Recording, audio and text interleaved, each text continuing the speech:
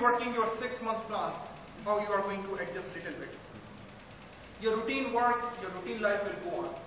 I'm going to share you around 2 issues. One is broad issues and 2 or 3 minor issues, which is going to give you more stress, more disturbance in your routine activities.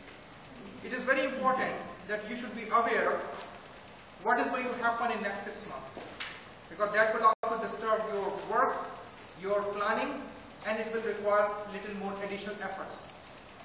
The first thing what we are going to do, which we already have started, that is program expansion in Siem Reap, Kampong Cham and Ratnagiri. Expansion is just not like this, PUM go, take this district, this district, this district. No, it's not going to be that easy. We have developed a TOR and we are going to do 2 simultaneous processes. We are going to shrink some of our programs in existing locations.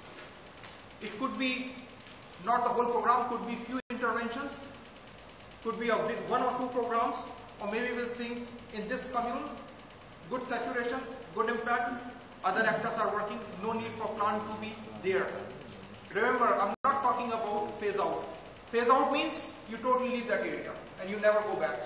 No, we are not talking about phase out. I'm talking about exit. Exiting. Means plant presence is still there in that district or commune, because we would be on facilitating role. We would still be working with those provincial authorities and district authorities. Sometime when we are going to the new area, but in the old area where we have exit, we like to see how things are. We cannot leave them total bye-bye. So we'll keep an eye. So we are shrinking program interventions, some locations in existing area. At the same time, we are going to expand our programs or interventions into new locations in Siem Reap, Kampong Cham and Ratnagiri.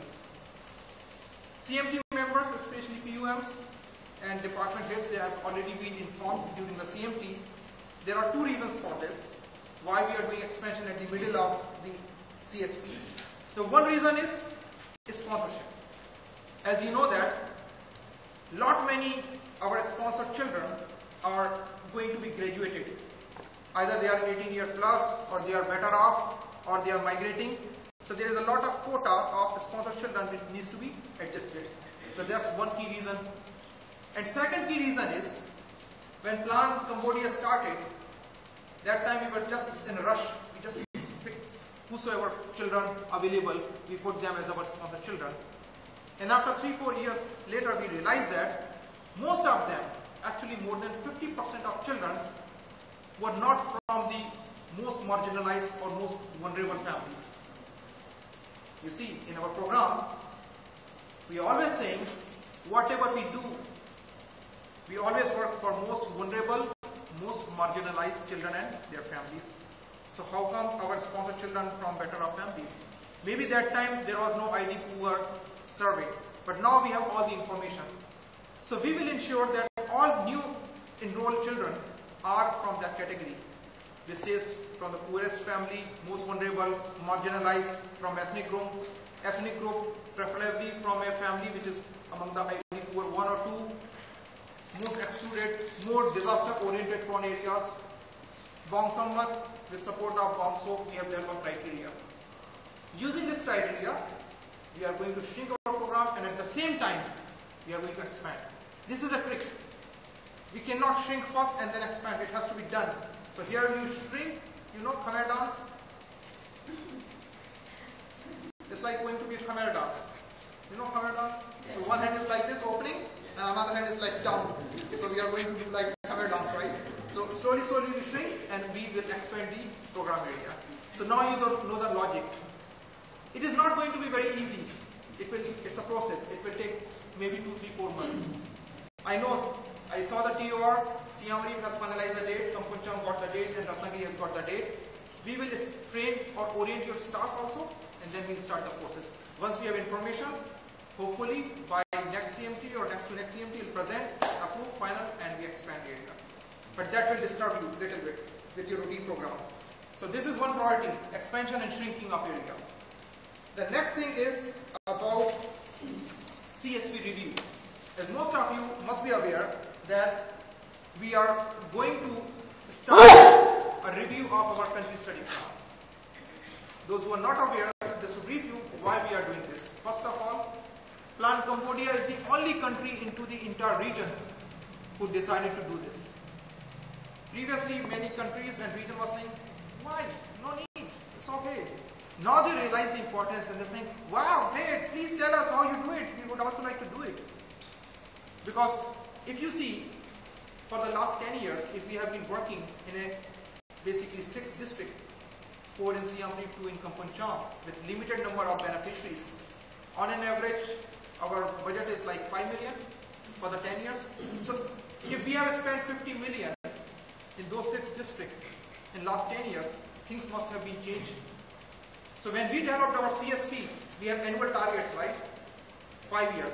Highly possible that those targets are already achieved. Or highly possible that in some locations those targets are extremely low against the baseline. So basically in our CSP, we are trying to focus on 3 areas. What is our annual targets? Current status. Has there been any up and down so we can reset our target? That's number 1. Second thing, most of the objectives, the way they are written in POs or at CSP, they are not very smart. They are very open for any kind of interpretation. For example, all children in Cambodia reach their full potential. Oh, it's impossible. We cannot measure it. How many children in how many years? How much potential? So, the second task of the consultant would be to make our objective smart. The third focus area is about indicator. As of now, we have 103 indicators, and I can sense the pain when PUMs, when they are writing their monthly progress report, and when we consolidate, it's very difficult because there are so many indicators. And I would say 90% indicators are at output level, very few are at outcome level. At the same time, Government of Cambodia, they have grown up.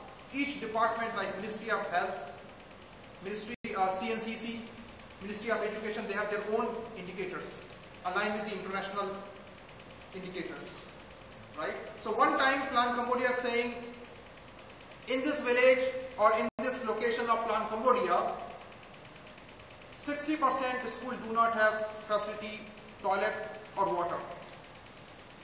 Same time, Government of Cambodia producing a report. 90% schools have a library, water point and toilets. Confusing, contradiction. Plan report is saying something different, government report is saying something different, UNICEF report is saying something different. Nobody going to buy our report because people will trust government report. How is it possible? They both have done same methodology, but how come we are producing 2 different reports? Because our indicators were different. So it is very important that all class indicators should be in line of the government indicators. Then it would be full alignment. And it's a technical task, and that's why we also put this in the CSPTOR. So that is a key area where consultant will help us give us sector specific output level indicator and outcome level indicator. And that would help us to align our program for future as well. So this is CSP review. The third thing, next thing is, as we already have discussed, oriented, little bit trained on revised PO checklist, revised PO flowchart, and also on the revised PO monitoring. Ensure that from January onwards we start using these new changes. Okay? You might face small difficulty when you are practicing it, but as we said, they are not written on stones. We are flexible. According to the lessons, according to the experiences and learning, maybe after 6 months or 1 year later we will readjust them. But please start practicing it. PO monitoring, PO checklist and PO flowchart. The major change in the PO flowchart is any PO, whether you are using sponsorship money or grant funded money, very small project or big project, there has to be a proposal. Even if it is 2-page proposal, but there has to be proposal. We should know how, when, where, who we are using this money. If the PO is below 25,000 or up to 25,000, of course PUM can sign it and approve it. But before PUMs sign and approve it, it should be consulted with CO level relevant specialists, plus cross-cutting people, cross-cutting specialists like DRR and gender, child rights, and governance. Basically, we have three people: Bong Soap, Sawandri, and Bong Sophana. All POs should go with them. That is how we are going to ensure the appropriate inclusion of the most excluded group, effective use of the money, and we will also see that all POs are contributing towards CSP